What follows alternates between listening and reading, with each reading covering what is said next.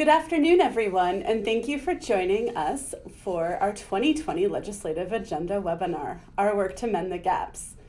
The entire government relations team, along with Sister Simone and myself, are going to be presenting today on a variety of issues. Here's everyone who's speaking. Before we begin, just a quick question or quick review of how to ask a question. You all have access to a chat bar, and you can type your questions throughout the webinar. I have a colleague here who's sitting by who's going to be recording them for you. And then after everyone is presented, we'll have about 15 minutes to respond. For those of you who are calling in, you can email your questions to info@networklobby.org, and we will respond to your email as soon as possible. All right, on this webinar today, we'll be taking a look back at 2019 and what happened at the end of Congress. We'll give an overview of the second session of the 116th Congress, as well as the voting record. And then we'll talk about access to healthcare, access to housing and infrastructure, access to livable income and family-friendly workplaces, and access to citizenship. And finally, we will talk about what you can do in our upcoming February recess to help us mend the gaps. Now I'm handing it to to Laura Peralta to talk about a look back on 2019. That sounds great. And I just want to start out by saying from the government relations team, a big thank you to all our members who worked so hard in 2019. We work so well when you are engaged. So thank you so much. Highlights. So I think the first highlight we really want to raise is that, as you could read in the newspaper, we did not have a shutdown this year, and that is good for everybody. So we were able to, or Congress is able to do their job and to make significant improvements to some of the programs that we work on. So just gratitude for your work again, and that was unlike the previous 18-19 time when we had a shutdown for 35 days. It is progress when Congress works. Secondly, again, elections matter a whole lot, and we saw the House come in and really set the table for a very bright future by passing very many mend the gap bills. As Simone will talk to you, we did not see progress in the Senate, but don't lose heart, because setting the groundwork for the future is vitally important. And again, your reaching out to members made a huge difference. The third piece we just want to raise is the issue of the tax bill, because so many of you were engaged in trying to expand the earned income tax credit and the child tax credit. So we did unfortunately have a tax bill go through with the appropriations bill in December. Our very important credits did not get attached to that bill. At the end of the day, the Trump administration refused to include the refundable tax credits in the bill. So we'll keep working, but that unfortunately didn't happen. I think the final thing we really want to raise is that we have been fighting and you have been activating to fight back in some of these administrative attacks that continue to happen. The pattern is that the administration is, in fact, doing by regulation what they couldn't do by law. So from it be it public charge, Medicaid block grants, very bad policies that shut down our asylum system. That has been a challenge. Let's talk about victories though for a second. How did we do? Again, we said that the government got funded. So we did see a nice increase in census funding. We saw a good increase in housing funding and election security. So we had a net of $27 billion extra in the non-defense discretionary budget. We also can celebrate a victory in terms of a NAFTA deal, a new NAFTA deal which really prioritizes workers and the environment in a much more significant way than previous agreements. It is a floor for future negotiations. Not perfect, but definitely an improvement. In terms of just the final piece we'd like to share is that in the setting of the table process in the House, we can say that we made a difference on democracy, drug pricing, voting rights, citizenship for DACA and TPS, a $15 minimum wage bill passing, paycheck fairness, the Equality Act, all very important bills and hopefully setting the place for the future. Thanks, Laura. Now I'm going to hand it over to Sister Simone to talk about the 2019 voting record. Simone, how did the Congress do? Well, Meg, we have good news and bad news. But the bottom line is who we elect matters. I think the first thing to say is that nearly every Democrat elected in 2018 in the House scored a 90% or 100%. It was significant. It matters who we elect. 190 House members received 100% on our scorecard. Great news. Sad to say, 98 House members received 10% or lower. They've got a lot of work to do. But worst of all, actually shocking to me, is that this is the first time in 47 years of network doing a scorecard that we've been unable to score one of the houses of Congress. For the first time in 47 years, we were unable to score the Senate because the Senate took no votes on justice issues, took no votes on anything to mend the income and wealth gap in our nation, took no votes that would have been of benefit to their constituents. It's shocking, it's horrifying, but it gives us a message for November. Don't forget, November is coming, so we can make a change in this. What we did learn is that Senate Republican leadership deferred to the president over and over again. And the leadership refused to put bills on the floor in the Senate until the White House would give them a green light. Well, now, this is not doing the work of Congress. The Constitution makes it abundantly clear that it's the role of Congress to legislate, and it's the role of the executive to administer. So, we have a message to take to the Senate. If you're done. Well, no, I've moved on. So, the Senate playbook was, the Senate Republican playbook, not the Democrats, but the Senate Republican playbook, the majority, was all about packing the courts and passing as many presidential appointees as possible. It was shocking to me as a lawyer to see that people were elected to life terms on the court who did not receive an approval rating from the American Bar Association. Folks who were found unsuitable for the bench were appointed merely because they were Republicans. People who had never tried a single case in court, much less federal court, were approved without any qualifications, merely being a Republican. This is not good for our democracy, and this was not good for the business of the Senate. And finally, it needs to be noted that both parties played to their base, some more so than others, which means that compromise is difficult. But it's actually not impossible.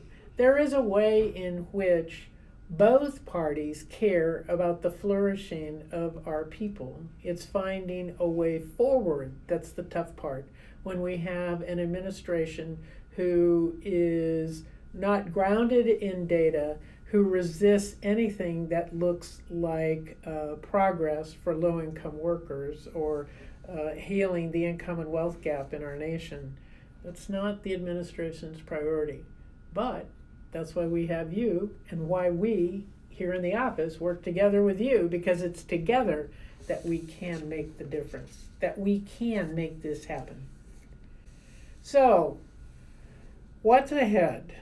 Well, the first thing is that divided government this year is going to continue with the tension between the House and the Senate and the president that's seen in the impeachment process. As you know only too well, election season's already here, and in fact, we're in the midst of it. Between now and March 3rd, there's going to be a lot of campaigning as Iowa, New Hampshire, South Carolina, and Nevada all have their primaries, and then comes Super Tuesday, March 3rd. So elections really make a difference. The Do Nothing Senate will continue, but what's really interesting to me is what kind of pressure are these Do Nothing senators going to experience in their states, especially the senators that are up for election in states like Arizona, Colorado, and a couple of others that are critical, Georgia, just to name a few. So what we know is nothing changes unless everything changes. And by that I mean we've got to change the Senate and we've got to hold on to the House. Then all of the bills that Laura was talking about, progress that we've made, we've got legislation ready to get into Congress, pass the House, and get to the Senate. And in 2021, we can really make a difference. But I'll tell you, it's up to us. It's about elections. Now that you've heard the grim process reality and the hope that exists around the corner, I'll turn it back to you, Meg. All right. Well, thanks, Sister Simone. Now I'm going to pass it off to Anne Marie to talk about access to healthcare. Hey everyone, thank you so much for coming and joining us today. I'm going to talk about our access to healthcare priorities, and obviously if you look at your community and across the nation, healthcare is one of the top issues that we're looking for both in the election and also now. I mean, people are really struggling to be able to pay for their medication, be able to pay for their bills. You know, it's piling up, and so I think that that's why it is so urgent now that we work on this before the election and we try and get things passed. So Network's position on access to healthcare is that affordable and equitable healthcare for all is a fundamental and essential human right, and it really affirms the dignity and the worth of every person when they're able to afford and be able to pay for their bills and their care so that they can continue to live a happy and healthy life. So that's our position. I hope you agree. So our lay of the land in 2020, there are two big things that are going on, especially in the first and second quarter. First is health extender reauthorization. So there are a variety of very vital healthcare programs. The two most important ones that I'll touch on today are community health centers and Medicaid disproportionate share hospitals. Their funding expires on May 22nd of 2020, which is this year. So Congress has to pass this legislation to fund these programs, or else these really, really vital programs that service millions of people below the poverty line, they will lose their funding. And we have seen this has happened back in 2017. We've seen hospitals close. We've seen people lose their care. We've seen children not be able to get their medicine. We've seen, so many bad things happen in every single community across the nation. So we're hoping in this year that we can get drug pricing legislation, which is also a main issue, to be passed to be able to pay for these programs and keep funding the vital needs that we have for healthcare in this nation. The second issue is drug pricing, obviously.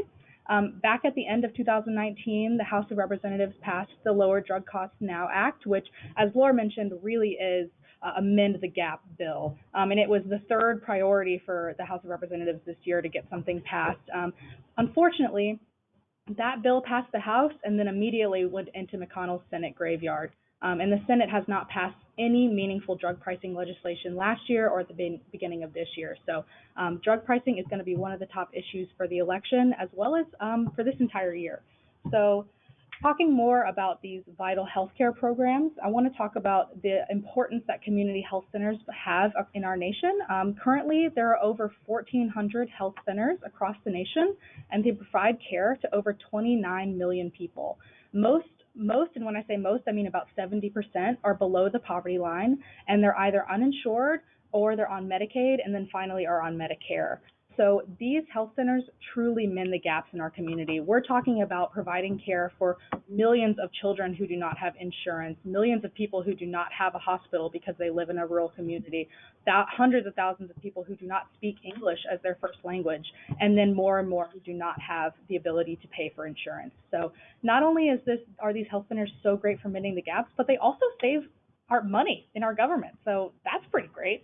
So our position now is that it's crucial that we get these health centers and other vital health programs funded before their funding expires in May. So that's our number one priority. And then secondly, we have drug pricing legislation. We've already passed stuff in the House, and we would love for that to be passed in the Senate, but we're looking at a more bipartisan way to get something actually passed and something that the president will sign to really make actual change in our community. So what we're looking at is the Prescription Drug Pricing Reduction Act. It would prohibit pharmaceutical companies from raising their prices above the rate of inflation every year, which is really what we're seeing now, is that pharmaceutical companies are using older drugs that have not been changed. They're just spiking the price to get more profit, and people are really struggling to pay for medicine that they desperately need to stay alive. It would also cap out-of-pocket costs for everyone on Medicare, which means that seniors will have more money to pay for their medication, and they won't have to spend $10,000 each month on, say, their cancer medication or other types of medication. This bill has already passed out of the Senate Finance Committee in July of 2019. It has bipartisan support. It was actually created in a bipartisan way. It was written bipartisan, and also it has support from the Trump administration. So we're almost there. We can get this passed before the election. We just really have to work hard, and we're depending on you as well. And we could use this drug pricing legislation to pay for our community health centers. So that's what we have going on. Thank you for listening.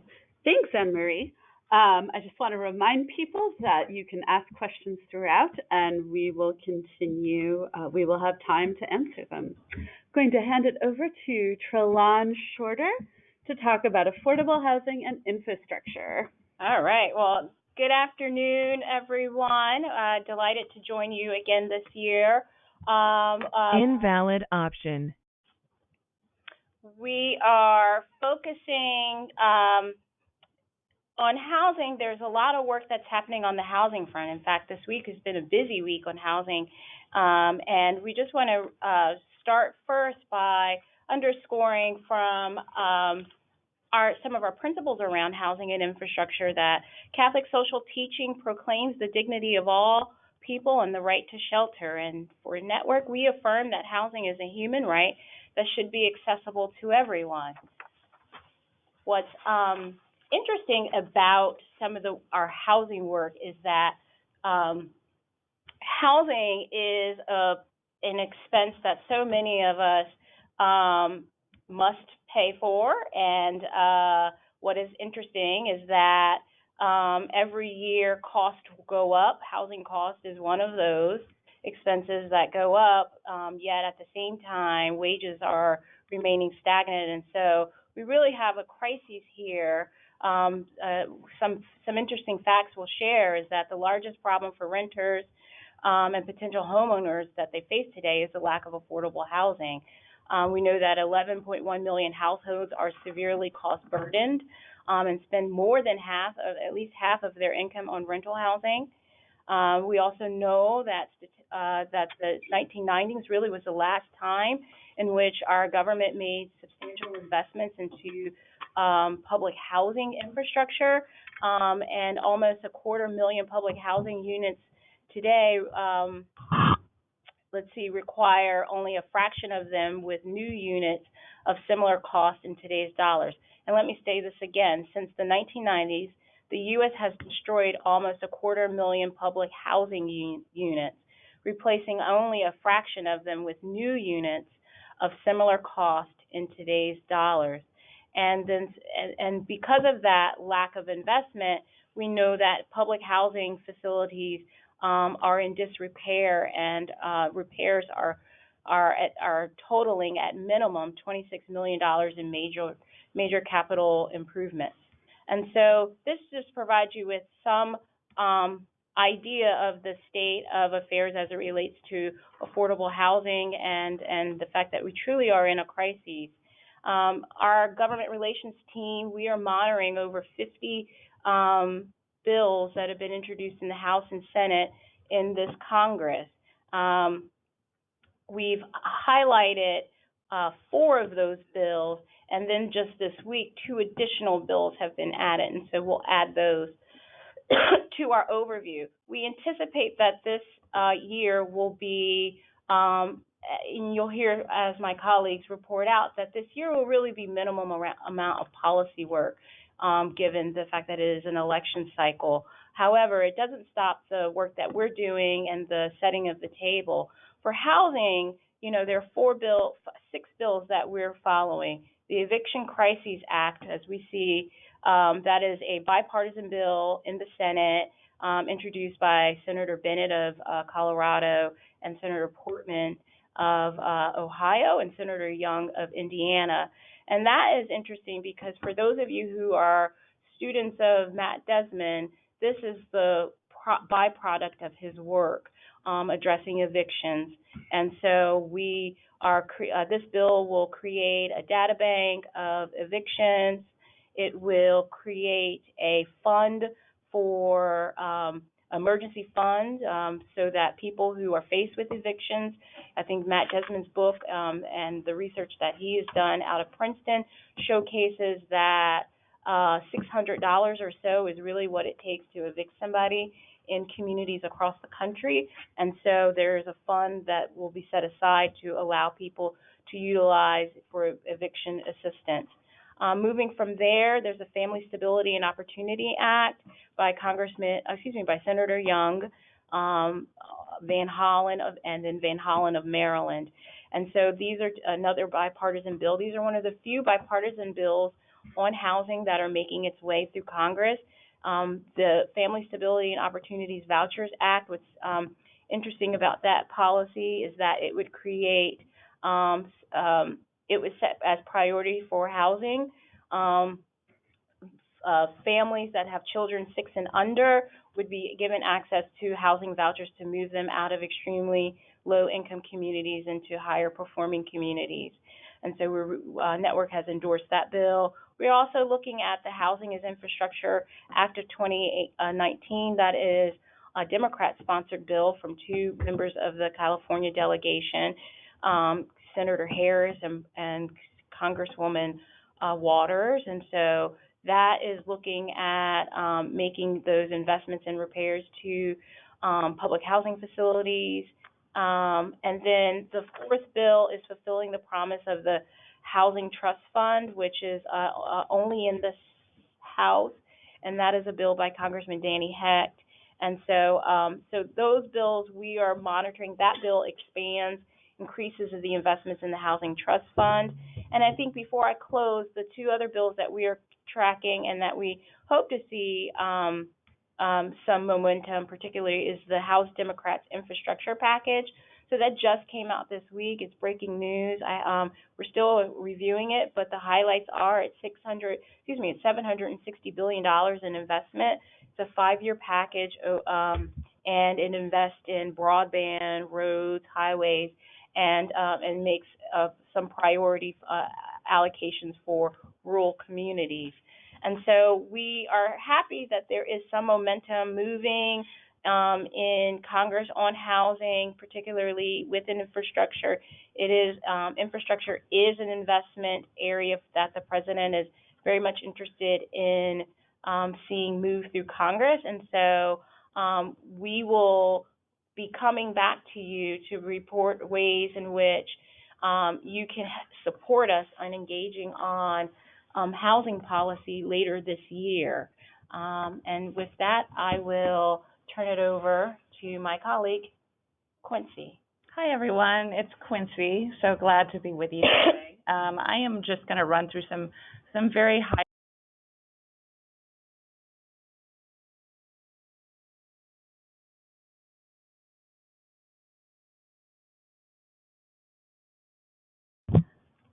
that we have got workers, particularly low-income workers around the country that are really suffering. We've heard mention about how wages have remained stagnant. That's true. And particularly when it comes to family-friendly workplace policies, we have some pretty exciting prospects looking forward. Laura had mentioned a couple of our successes in 2019. Passing the House was the Paycheck Fairness Act about work discrimination and pay, as well as the minimum wage bill that passed through the House, the Raise the Wage Act. So we were excited about those. Looking forward in 2020, we are looking particularly at 3 bills. One of them is the Protecting the Right to Organize Act. So there have been multiple decades now of federal policy that really has chipped away at union rights and collective bargaining.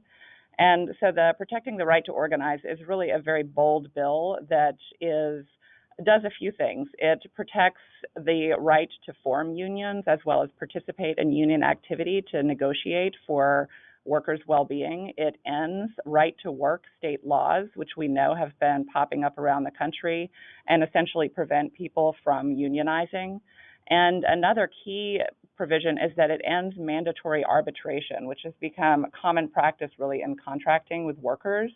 Often people don't even know that they're signing these agreements. So it would be a very strong bill as far as workers' rights and workers' ability to negotiate on their own behalf. And this bill is in the House right now and likely to be voted on before President's Day. In fact, breaking news again, we're hearing that next Thursday or Friday, it could potentially go to the floor. So watch for emails about the PRO Act and how you can engage before it gets voted on in the House. Our next bills are really about having workplaces become more family friendly so that people who are in working families are able to continue balancing their work life with family responsibilities and the joys of having a family. The first one is the Pregnant Workers Fairness Act, which we have been following closely. This bill is one of the few examples of a genuinely bipartisan bill in the House. We are looking to have it voted on, hopefully, in the next couple of months, and we'd like to see it pass really strong in the House.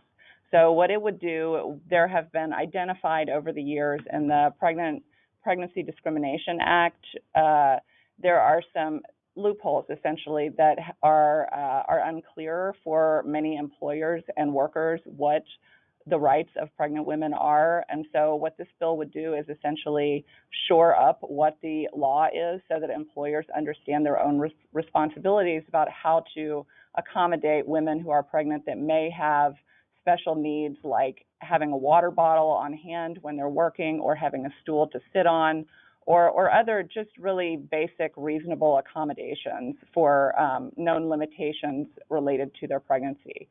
So we have been working that bill. Keep your eyes peeled for more news on when that is looking to go to the floor. And then another exciting bill in the House is the Family Act.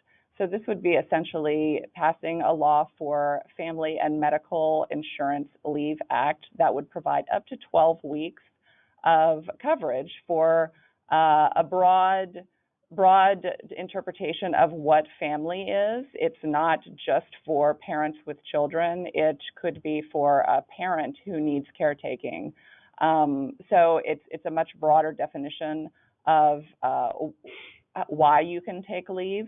And also the funding mechanism is really important. There's a lot of family leave bills on the table, but this is one of the ones that we are really in favor of because it looks to having a payroll tax so that employers and workers share the cost of the insurance and that is what covers the partial family leave. This bill is also likely to get a vote in the spring, so keep your eyes out for how you can engage on that one. And it is technically bipartisan, but really it's only one Republican so far that has signed on. So we are excited about these labor bills and moving them forward and look forward to engaging you on them. All right. Thanks, Sister Quincy.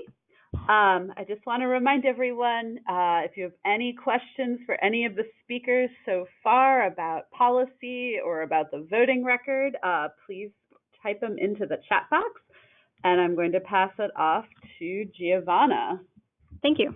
So I just wanted to start off by affirming that Network believes that as people of faith and a nation of immigrants, we are called to welcome the stranger. It's hard to imagine why we have to repeat this so often, but immigrants and refugees should be welcomed into this country.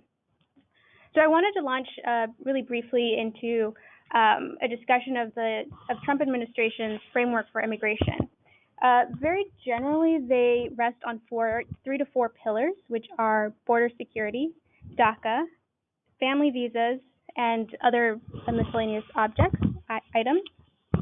So overtly, the president and those in his administration have sought to fund a great amount of border security and the adjacent agencies and DACA, and put restrictive costs and barriers for people seeking admittance into the country.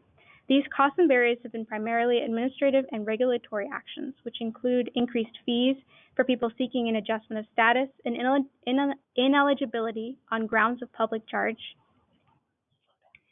banning people from Muslim-majority countries, cutting the numbers of refugees admitted, zero-tolerance policies, and so much more. And because of the Supreme Court's upcoming decision on DACA due in June, the pressure to find a legislative solution for DACA program and TPS status program grow. The reality is, it will be very difficult for a legislative fix to come out of the Senate. Other bills of priority for us, like the Farm Workforce Modernization Act, the New Way Forward Act, Dignity for Detained Immigrants, and Heal for Immigrant Women and Families Act, are also unlikely to pass the Senate, but we haven't given up hope. I wanted to briefly talk about DACA as a DACA recipient myself. So the current state of DACA is very complicated. The lives of approximately 700,000 DACA recipients hang on the line. You may recall that Trump decided to rescind DACA in March of 2017. But luckily, since then, the termination of the program has been moved to the courts. Eventually, the Supreme Court heard arguments in November of last year, and their decision is due by June at the latest. There are 3 possible outcomes. So the worst case scenario is that the Supreme Court decides it can review the administration's decision to rescind the program. And this means that it finds that DACA is unlawful. There is a second outcome, which is bad, but considered manageable. That is if the Supreme Court decides it has no authority to review the program or this decision and does not rule on the lawfulness of DACA. This allows the administration to rescind it, but it leaves open the possibility of a future administration reinstating the program. In the best case scenario, the Supreme Court has decided to review. It rules DACA is lawful, and it decides that the administration did not provide a sufficient reason to rescind it, making the rescission considered arbitrary and capricious. This means that DACA is reinstated, and it could be possible that new people could apply for the program itself. As it stands, our priority is to maintain the pressure on the administration and accountability, and make sure that people who are currently have DACA in that status to renew. We want you to make sure you check Network's website for legislative updates on DACA fixes. As always, we want citizenship for immigrant youth, these DACA recipients like myself, and we must underscore this: no further border, interior detention, deportation, and enforcement, or as is known, a Clean Dream and Promise Act. There are other ways that the administration's framework puts immigrants at risk, which I briefly touched on in my introduction. These are numerous administrative rules and regulations that impact immigrant families' access to human needs programs. Directives from Trump's overblown Department of Homeland Security are separating families at the border, while other actions have restricted asylum and refugees' lawful access to admission in the U.S. So these administrative rules and regulations have a lot of different names, but the one that most recently made headlines is the public charge rule, which on January 27th, the Supreme Court decided to allow for the administration to proceed with its implementation as litigation stalled in the courts, was pending in the courts. This will have horrible consequences, as it already has, There's something known as a chilling effect when families, immigrant families, are fearful of the consequences of applying for nutrition and other human needs programs. They may decide to not inscript themselves or their children, even if they are eligible, for fear of the consequences. And this chilling effect will perpetuate the reasons for immigrants not to seek those benefits, even though they are absolutely eligible for them. This is a really disappointing decision by the Supreme Court, and I have to emphasize this, it is a very dangerous one. We hope that there is a decision going forward from the courts that will reinstate the security that immigrants need to continue to access these programs. So these policies have grown fear in the communities of immigrants. It is also clear in the way that it has treated TPS. Earlier this year, the administration decided to extend TPS for Yemen and Somalia, but it did not decide to redesignate it, which means that a lot of families, including many families in mixed statuses, a mixed status family is a family that may have a DACA recipient, somebody with very different immigration statuses. It leaves all of them in limbo. Like my family included, and others, countless others in this country, the decision not to find a permanent solution is growing anxiety and other consequences for these families, making it very hard to plan for the future. So our responsibility is to keep the drumbeat going, and we promise to do everything we can to hold this administration accountable and to keep you updated. All right. Thanks, Gio. So now we have some time for questions. Do we have any?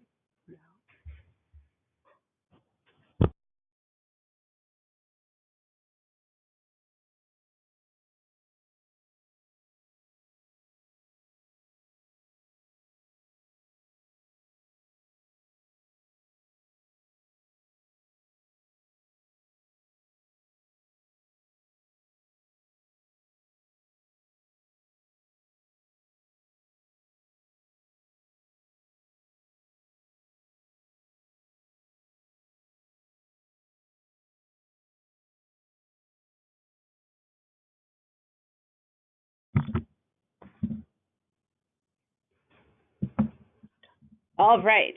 So where can we find the voting record? So this week, our Connection magazines went out to our members. So if you receive Connection, then you will get the voting record, hopefully by the middle of next week, depending on your mailing system. It will be up on our website shortly. We will have a PDF that you can download with just the voting record, and you can also find Connection magazine on our website. In our archives, and you can find the whole Connection magazine there.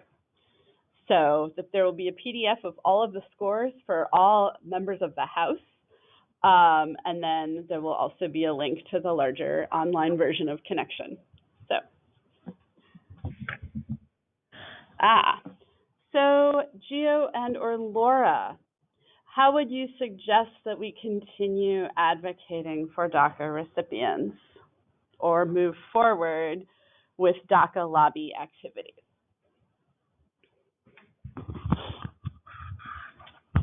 Sorry, just adjusting the microphone. So that's a really good question. So we are actually planning a month of activities in March, which we will soon have more information about. This is generally when the immigration and advocacy community will be rallying around possible mobilization, communications. There will be a lot of activity in March that you can look forward to, which we will gladly plug you in. As always, it's really important to lobby your members of Congress for a solution. We do have something out of the House called the American Dream and Promise Act, H.R. 6. An existing solution is out there. I just think there needs to be the will. If you can do that kind of pressure, I think that that's a good step in the right direction. And this is Sister Simone. I just want to add two aspects. One is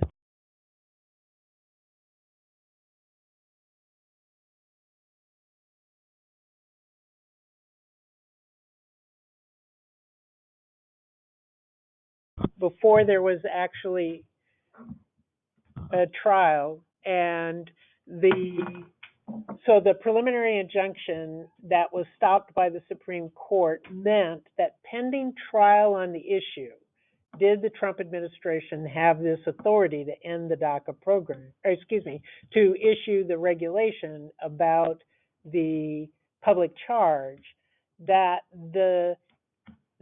just means temporarily it can go into effect. But the long-term question is reserved for litigation. So there's two ways to deal with this. One is to make sure that your representative and your senators, we've really got to engage the senators in hearing that it is not the American way to take food off people's table.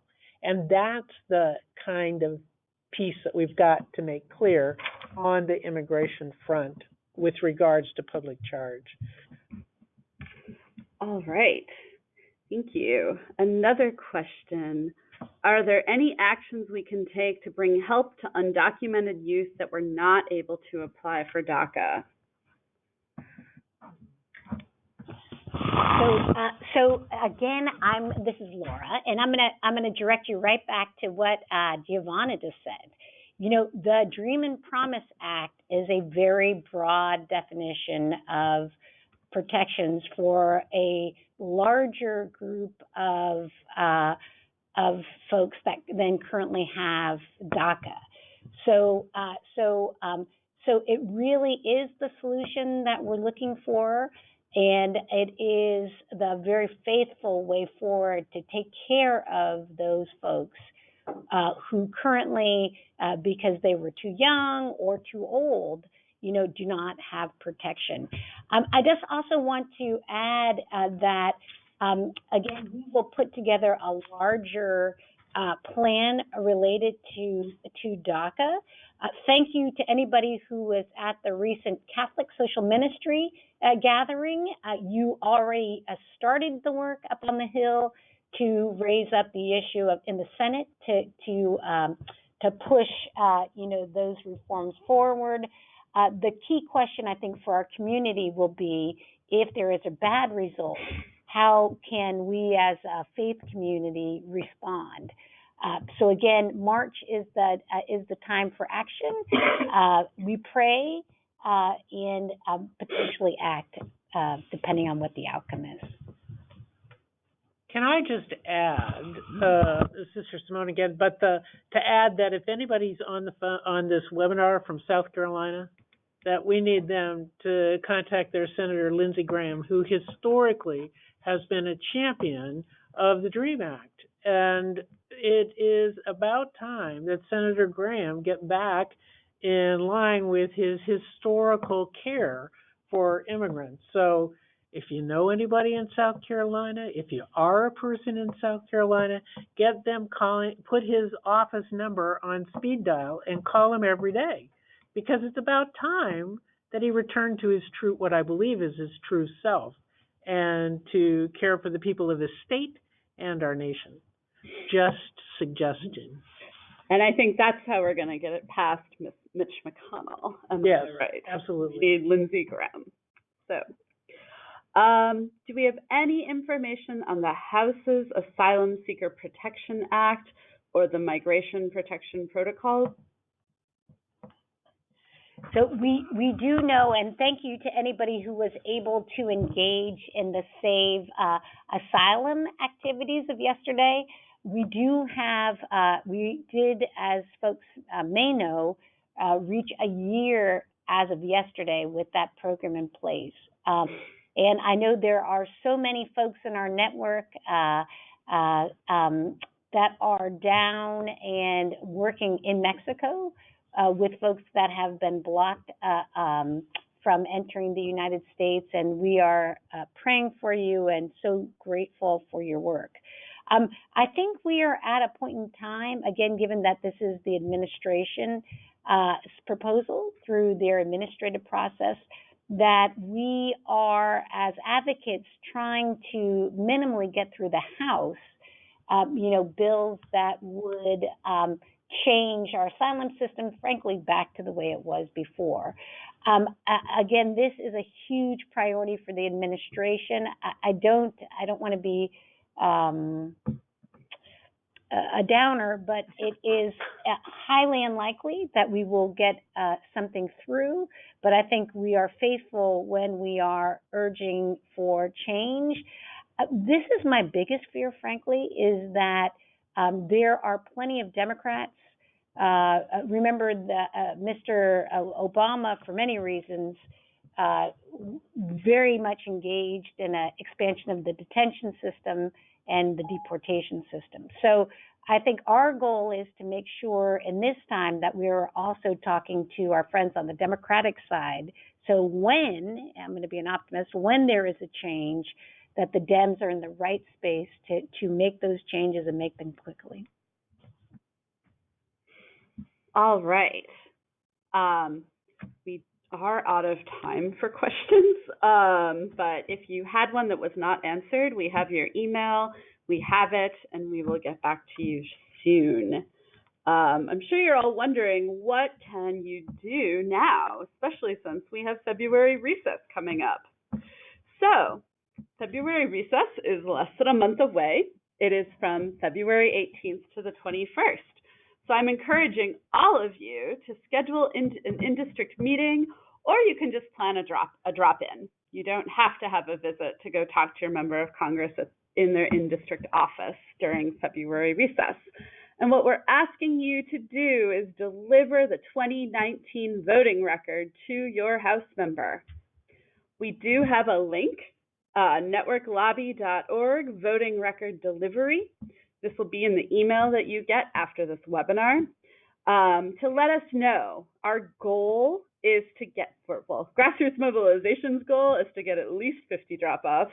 Sister Quincy has identified about 100 priorities for the House members, and we want to make sure we get them all, whether it's from our lobbyists or our field. So, and if you're one of the lucky 190 plus members of who has a member of in a district with 100%er, we have certificates. So let us know, and we can either mail you the certificate or we can send you a copy of it to print off. If you can't get into a district office, you have ways through writing letters to the editor about the voting record. You can thank your House member. As we said, right, we know that the majority of those we elected in 2018 in the House scored a 90 or above, and we need to thank them for being accountable. We know that who we elect matters. This positions us to go into the election. We're planting the seeds. If you're sitting there with a member of Congress who got a 20 or a 30 or a 10 or a 0, call them out. Hold them accountable. Say, why aren't we working to mend the gaps in our nation? If you have a Republican senator who contributed to the graveyard, if you're curious what you can do, I invite you to email info@networklobby.org, and we'll chat with you about LTE opportunities. We have kind of a different strategy for different Republicans. So, but if you have a Republican senator and want to make a statement about the fact that Network for the first time in 47 years was unable to score the Senate, let us know, and we'll get you ready for that. Our press release on the voting record, we actually have 2 press releases, one for the House and one for the Senate. They will be released on Monday, so look out for that. And there will also be an action alert, which would be an email thanking or expressing your dismay with your House member. So all of these things are happening and are ways for you to engage. As you heard throughout the webinar, we had different dates. We had March, we had April and May. We know, right, we're starting our DACA strategy in March, housing, later this spring. So stay tuned. We will, every month we have a recess, and so we might be asking you to take action in different ways.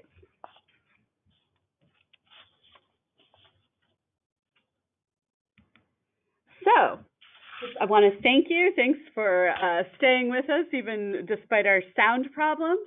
I want to highlight a few more. February is the busiest month we have had here at Network in a very long time. We have a webinar on money and politics. That's from the Faithful Democracy Interfaith Coalition on February 6th. We are launching our election toolkit on February 10th, so be on the lookout for that. As many of you know, Sister Simone and staff of Network have been traveling across rural America in 2019, hosting 17 rural roundtables, and our report is going to be released on February 25th, and there will be lots of media around that. There will be a copy of the report and an executive summary that you can access, and there might even be activity for the field. And then, of course, Ash Wednesday is February 26th, so be on the lookout for signing up for Lent, for the spirituality of voting and preparing yourself for this year's election.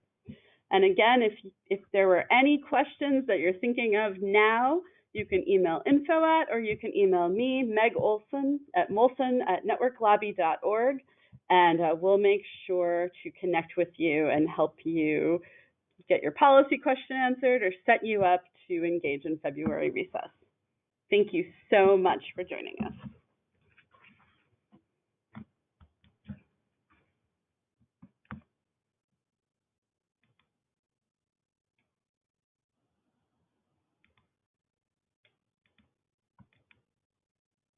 All right. Are we good?